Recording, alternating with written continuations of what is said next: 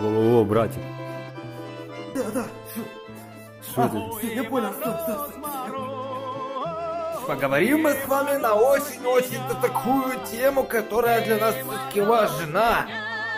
Сейчас, секундочку, подождите. Алло, да. Киевэнерго, да? Да. Скажите, когда будет отопление-то, а? Вот просто у меня нету слов. Когда будет отопление? Просто как-то это наглость. Понимаете, это неуважительное отношение. Неуважительное отношение к нам. Что, старик, не вижу повода с тобой не согласиться. Все-таки да. Дорогие друзья, люди, которые занимаются, собственно, тем, чтобы нам, простым гражданам, было тепло, вас очень прошу.